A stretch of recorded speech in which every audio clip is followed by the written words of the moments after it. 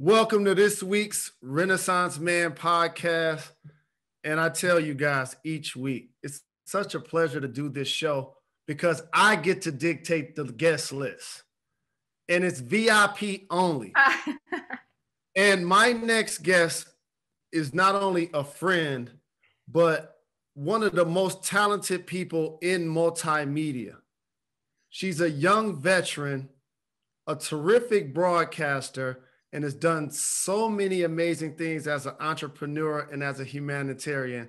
And I love her so much. Please welcome Erin Andrews to the show. I love you. So good to see you. As you were doing that, I got goosebumps just even talking to you. But Jalen, we've had some good talks about just me being a fan of basketball in the era that you played. And I was just kind of taking myself back when you had your shaved head and I would cheer for you because, you were associated with Larry. And I was like, oh my God, this is rad that it came full circle that we're doing this together. Absolutely. And we got Larry Legend Love in common. So if you got a problem with Larry, that means JR and EA got a problem with you. Yeah. Is that what to say? Yes. Fair, very fair.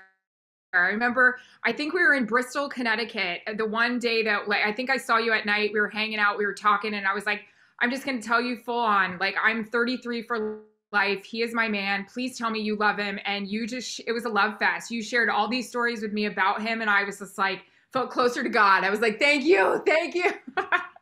And imagine I worked with David Jacoby, who used to pray to a Larry Bird poster growing up before he played games.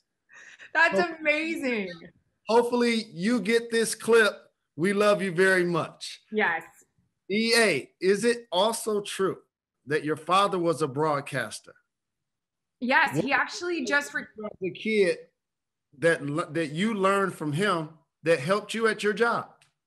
Yes, 100%. He just retired actually a couple months ago. And yeah, growing up, it wasn't weird to see my dad on the 6 o'clock and 11 o'clock news. And it was just like, hey, Dad, what's up? So we'd go pick him up after the 6 o'clock news and go take him to dinner. And I'd go on the set. So it became all very comfortable with me, the life, You're an entrepreneur, a fashionista, and behind you, that's some fresh gear. That's some fresh gear right there. And you took the time for all of the Renaissance Man guests, hosts, fans of the show. Those are the colors of the teams that I play for. That's what love is. That's what family do for family. She took time out of her life to make sure that my representation with her line was going to be in the colors of the teams that I played for. So tell me about the line, tell the fans about the line, because we got to go represent. Shameless plug, of course. Well, 2 years ago, we finally, I'll go back. I've been around. I'm old, and I love you for saying I'm young, but I'm not. And listen, I went to school, an SEC school. I was with ESPN for 8 years, worked college game day, worked college basketball, worked everything. And then, went over to Fox where I started working in the NFL. And you just knew that there was a white space that it needed to be filled for female fans, just a fan apparel. It was great, but I felt like they were kind of missing the mark with some other fans. And I kept pitching about 5-6 years. I was like, let me do this. Let me get behind this. Let me add a different take. Let me maybe speak to women that aren't, finding what they need in the pro shops.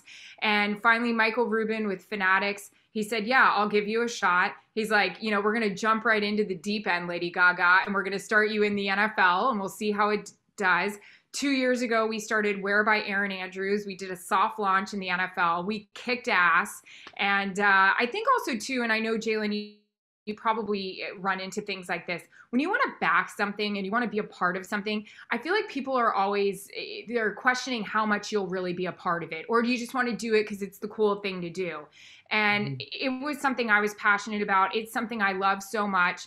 Like I said, we did a really good job in the first year. The NBA came calling in the second year. We have the NCAA. We're working on the next 2 leagues very hard. I want all of them. But yeah, this is like a big moment for you. You know how much for me. You know how much I respect you and was a huge fan of you playing in the NBA. So I was like, listen, let's go get the teams he played for, even Michigan. Let's put it up there. This is our Wear NBA line. This is some of the styles that we have. So yeah, I love it. I guess the Suns I forgot about too. Yeah, I was stealing money at that point in my career. Great. Endorse that. He was trying to sneak over there and get me a ring. Steve Nash was back-to-back MVP. Amari, I was on that team where Robert Horry hip checked him into the board. Nice. That was the squad I was on. That was a good run. So I appreciate the shout out. I knew it wasn't going to work. I was wearing number 8. Okay. 8 is great. Did you ever go to Dan Marley's restaurant? That was something back in the day when I was a huge Suns fan because of Sir Charles. I always wanted to go to Marley's. Thunder Dan, fellow Michigander. Mm-hmm. My guy. I always rooted for him. You'll appreciate this. Okay. The theme of this week's episode is grow through what you go through. Mm-hmm. You're a cancer survivor and you battled it privately. Mm-hmm. How did that experience change you? It changed me in terms of, great question. I think just not letting the little things get to you and watch what you bitch and complain about. I mean, look, we all have our times where we're just like, okay, this sucks. Like, really, come on, is this really happening? But I was faced with, and granted, this, I think, pandemic has changed a lot of us in so many different ways, but I was faced with something that, this is before I was married, before we were even thinking about kids, that I get a call, I'm in a crappy meeting room in New York. We're getting ready to do Giants Eagles. And my female doctor calls me up and she's like, I got to talk to you. And it's a Sunday. And I'm like, no, I don't have time for anyone. It's week 3 of the NFL, baby. I'm worried about Eli. I'm worried about what's going on right here with the Giants. Like, what do we got? And she's like, you have cancer. So that was our Super Bowl year. There was no way in hell I was missing a game because I was like, no, I don't miss games. Like, I'm not missing a game for this cancer surgery. I ended up getting it done on a Tuesday, took 2 days off, and then, was at the game that Sunday, even though the doctor was like, don't do it. You shouldn't be at the game. I did it.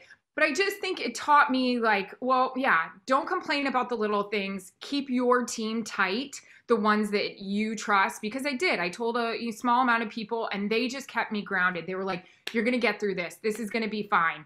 And I think, too, don't abandon what you love, because that helps you get through it in tough times. I mean, there was no way in hell I ended up having 2 cancer surgeries, and there was no way in hell I was going to miss a game, because, Jalen, I didn't want to sit at home and pout and complain and be like, woe is me. I hope my cancer tests come back negative, because if I did, I would be worse off. I wouldn't be in the right frame of mind. But, I worked that Packers game. I worked that Giants game after I had my second surgery. And I was praying to God that I would get negative results, following that game. But I think it helped my overall mental state to just stay busy and be with the guys and go to practice and be on the conference calls. That was really important, I think, in trying to beat it all. You continue to accomplish so much. What is it like for you to be a seasoned veteran, and how have your approach to your love for the sports, your love for sports, continue to foster over all of these years in doing this job? I think my love for sports has kept me in it. I mean, I don't think I've ever been as excited for a Super Bowl as I was for this year. I don't think I've ever been excited for an outcome of the Super Bowl. And not that I was pulling for the Bucks, but I mean, Jalen, you get it. I mean, going to different teams and being a certain age in professional sports, holy crap, what Tom Brady was able to do. Not only that, I know you respect this too. How about getting a bunch of guys who are set in their ways and come from different lifestyles than Tom Brady and are freaking buying in? I mean, I couldn't get enough of that whole narrative.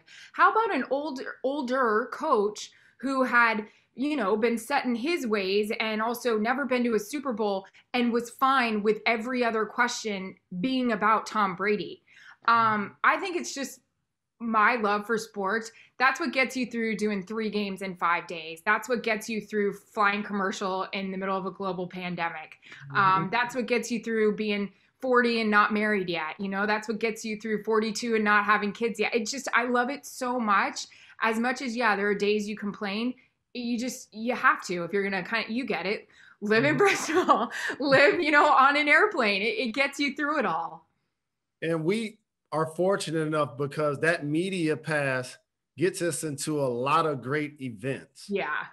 So can you recall one of the favorite sporting events you were present as it took place? And not working? Either way. I got to tell you, I mean, maybe just because it's fresh in my mind, Brady going to Lambeau to take on Rodgers when Rodgers is having an MVP season. I mean, I was freaking pumped. Like, it was just like, I was raised a Packers fan. It's supposed to be cold. We're hoping for snow. I mean, I've got my 14 layers of thermals on that it flattened my rear end more than it already is. Like, I was just into it. And I was just, my gosh, I could have had one cup of coffee and I still was doing, cartwheels in my mind. So that one right now, I don't know how it gets better than that. 2 future Hall of Famers and going head to head to go to the Super Bowl. Holy cow. That is a Super Bowl matchup. We have a sister in common for those that don't know. Her name is Carissa Thompson. And I heard a rumor that somebody gave both of y'all a podcast together. Like, hold on. Like, wait, do they not really know y'all? Do they y'all about the kind of trouble y'all about to get in? 100%. So tell me about Calm Down with Erin and Clarissa. I love you. So yes, we do have a sister in common. And I think the one thing the three of us know about each other very well is our conversations off camera are way better than our ones on. But Carissa has been one of my dearest friends for as long as I've known you. And she's always like, yo, EA, I don't think people know that you have this sense of humor. I don't think that, and I was like, what do you mean? Like, I'm not funny around people. But when we leave voicemails, which are as long as a podcast, or we talk on the phone, we're just like, there has to be room. So, I mean, no offense to you, you're great. But some of these people out there that have podcasts, are we for real? What have they done? No offense. So we're like, Preach. Preach. There's so many people with podcasts and it can be overwhelming, right? Mm-hmm. Tell the people what you guys hope to get accomplished with yours. Well, for right now, we're going to stay away from sports and interviewing sports guys.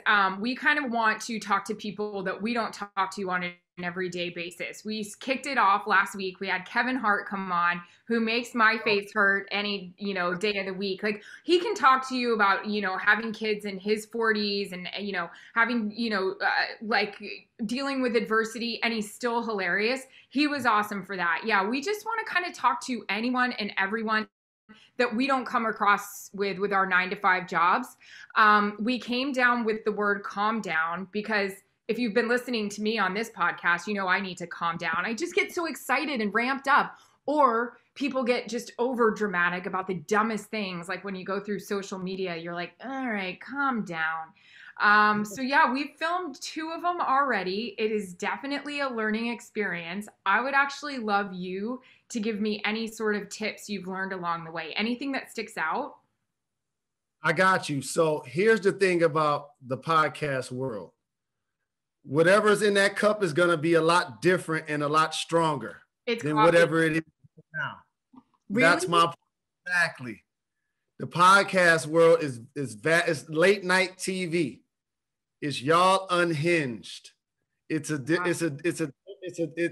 hair down, adult beverage, wine on the table, wine and cheese, like, you know what I'm saying? Champagne.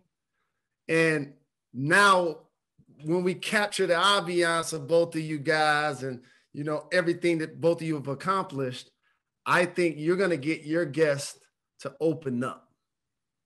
That's what I anticipate. So who are some of the people that you're looking forward to trying to at least get on the show?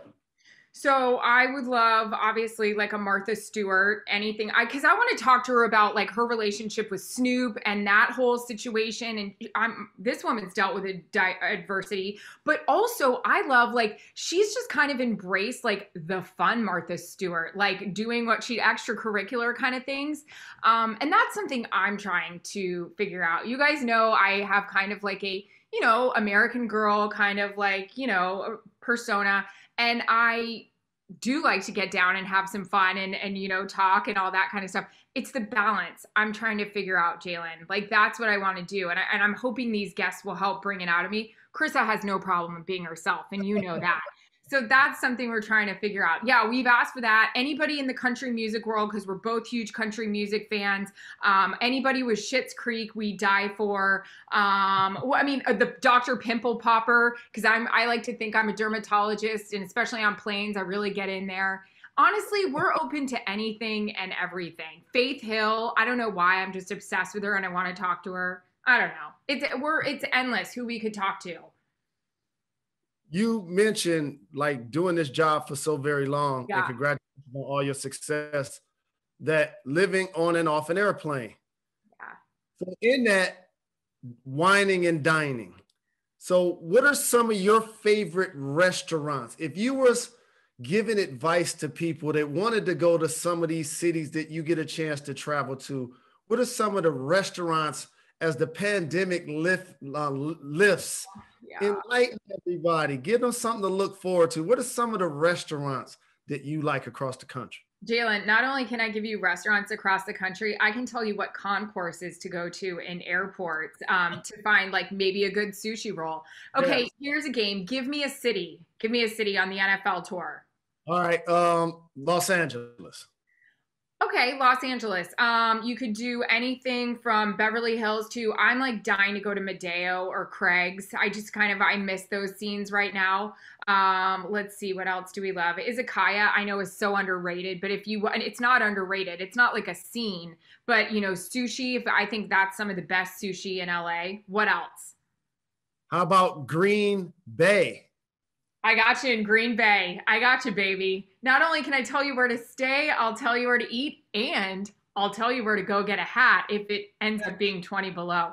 A place called Hinterland is just a really great vibe. It's also close to kind of the sights and the sounds of Green Bay that you want to see. There's also a brand new hotel, which we've never stayed at, and I'd love to. It's called the Kohler Hotel, and it's right across the street from Lambeau. So I think that'd be a great place to go have dinner and drinks and then see like Lambeau and the lights at night. Okay. You're a seasoned veteran. One more city. Okay. I'm off the beaten path. What about on the East Coast? What do you got? New England or New York? New England? Shoot, I forgot the name of it. Troy took us because it was a Belichick recommendation. See, that's where we always strike gold, is that Troy will always ask like the starting quarterback or the head coach where he recommends. So Belichick recommended this spot. I think in like the Little Italy district. I don't even know if it's called that. It's where you can go get the checkered tables, and the meatballs were like the size of heads. And now I can't imagine even going there. Jalen, you probably know this spot. And they play all the old movies. I love spots like that. Yeah. Play like Goodfellas and Bronx Tale and stuff like that. Oh yeah, I love those spots. They're pulling bodies out of the trunk, and you're like, marinara sauce comes, and you're like, really? This is great. Oh yeah, it's so fun. So what has the last, I say, 12 months been like for you? Coronavirus has killed around 500,000 Americans, and we're now wearing masks, and people are now getting vaccinated. Yeah. So what has the last 12 months been like for you? Well, so we did the Super Bowl last year in February, like first weekend of February, Kansas City, San Francisco, excuse me. 2 weeks after that, my dad, my best friend, vegetarian, works out every day, great shape, has a massive heart attack. So I go home and I'm basically in the hospital with my dad and, with him. and there's chats about Corona and COVID, and it's just like, okay, but I mean, we didn't even think it was that bad because I'm still in the hospital with my dad. He gets discharged, you know, I leave him, I go be here in LA, and then our whole world shuts down. And not only is my dad now high risk, my mom is older as well. I'm now away from my parents. They're in Florida, I'm in LA. And it's like, I don't know when I'm going to see them again. And then you're just watching the news every day, you're bawling your face off. So that was awful. I mean, still is. And so that's, you know, added stress. And then we went away for the summer. We actually went to Montana, which kind of felt like a bubble in itself in terms of how loose they were with things. And then it was just kind of like sitting on your hands and like wondering, are we going to play? Like, what's happening? There's no way we're going to play. We're going to play. I'm in an area where there are NFL players. And every day I was kind of asking them, what are you hearing? What is the Players Association saying? Then the rumors were, we're going to play, but nobody's allowed on the field. So then I'm freaking out. I'm not going to have a job. Like, I don't know if they're going to want sideline reporters. Then it's out. We are, but you're not going to be on the field. Oh, man, I'm crying. My husband's like, stop it. At least you're at the stadium. Just figure out how to get better. Well, then, you know, all I was worried about was just having a season. Then you start getting out there in the real world. Keep in mind, everybody had this, the stress of their families. Is my family safe? You know, you're worried about that call you're going to get in the middle of the night that your parents are in the hospital with COVID. Yeah, I'm out there. I'm traveling on commercial flights, masked up, worried as hell. You don't want to miss a game. You don't want to get sick. You don't want to get your better half sick. And I didn't, and that was crazy. And then finally started week 16, week 17, it was like, I don't want to miss the playoffs. I don't want to have worked this whole season and miss the playoffs. So we got through it. I commend the NFL. I commend the NBA, the NHL, MLB for doing everything. But it was a lot. I mean, I know, I'm sure you guys have dealt with what you are dealing with, you know, being in studio and everything as well. We always have a lot going on, even though we don't act like it on television, and we're trying to, you know, hold it down with our job. But this time more than anything, like, we all are carrying it on our shoulders with our families. We're also freaked out that our families would be okay and that we would be okay, you know? And also, I want you to be a beacon of hope for the audience.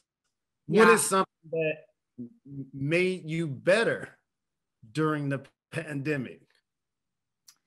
What made me better? I think, and I wonder if you had this too. People were thanking us. I mean, even coaches and athletes were thanking us. Thank you guys for going out there and doing this. Because look, it's hard on these players. I mean, they're kind of in a bubble away from their families. They can't be with each other. It's crazy too. And they knew we're traveling. We're not traveling like they are, but they would actually say to us quite a bit, thank you so much for just, you know, working with us and putting these games on. And I kind of felt like, and I'm wondering if you feel this way too. We're not frontline workers, Jalen. We're not out there, you know, working in these hospitals. We're not out there, you know, trying to save lives, but we were providing a distraction. And I think that was the one thing that helped me through it. It's like you sit there sometimes and there's the moment of silence for all that we have lost, all those we have lost. And you're like, I'm just doing a football game.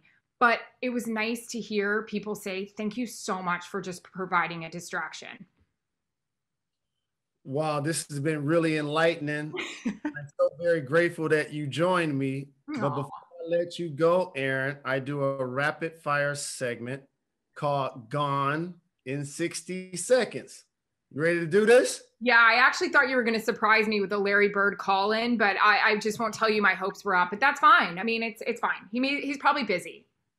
Did I tell you the story that each time as a member of the Pacers, when we went back to play at Boston, the Leprechaun at half court that has the big cuff link, yep. I used to take a Sharpie and put LB33 on the floor.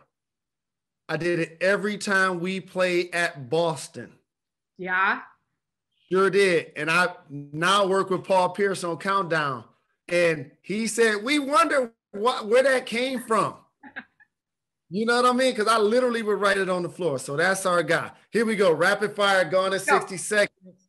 Favorite NFL stadium? Lambeau. You travel a lot. Name the most essential flying carry-on item. Clorox wipes. That's a good one. Oof. Especially now. For real, for real. I heard you're a proud dog mom of a golden retriever. Aww.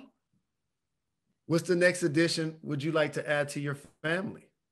Humans, babies. Y'all hear that breaking news? Y'all hear that breaking news? You're a Florida alum. Favorite Gator of all time? Jesse Palmer. No, just kidding.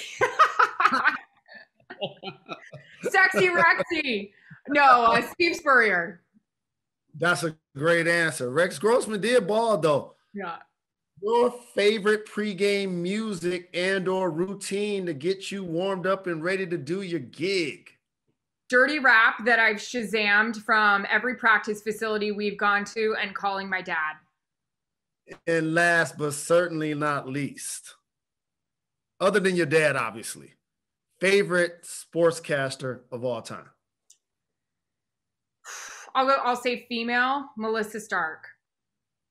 She is dope. I got a chance to work with her a lot. She is dope. Tell her I said what's up if you got her number in your phone. I will. She's the best. She's super solid. And I used to tell her back in the day, she was my Michael Jordan of sideline reporting. And before I let you get out of here, because I want to have Clarissa on the show too, I want to get you to do something, please. Yeah. Tell us something about her that the rest of the world doesn't know. Jacoby, for example, just revealed on Jalen and Jacoby today that I don't have a go-to drink. He says when we go out and have beverages, I'll be looking at the cocktail menu like I never had a drink before. And I never even realized that about myself, that I don't have a go-to drink. Okay. So is there anything about her that you might want to share? Because when she come on the show, I'm going to ask her something about you. So I'm giving you a chance first. Well, and you know our girl very well. She does have a go-to drink. Maybe she has a few more than any of us do. And no one's judging. I'll tell you this. We'll stick in the NBA world. She had an opportunity at the Big Ten tournament back in the day when she worked for the Big Ten Network to sit down with Michael Jordan and Larry Bird together, and she refused to do it. Ask me why. No. Why? No. That's blasphemous. She was so afraid because she put them up here, as I would. I mean, my whole body would break out in chills and sweats and I would be disgusting. She was afraid she would be let down by her heroes, basketball heroes. She was like, what if one of their breath smelled bad? What if it didn't go out? I was like, first of all, I'm sorry, MJ and Larry's breath don't smell bad. Second of all, you're an asshole. Oh my goodness. Yes. I can't wait to talk to her about that. Oh my goodness. Well, she definitely survived it because I see her posting her pictures on IG in a house that's really big and has a great view, and she deserves it as well as you deserve it. I really appreciate you joining the show. Thank you very much, EA. I love you. Good to see you. My best to you, babe.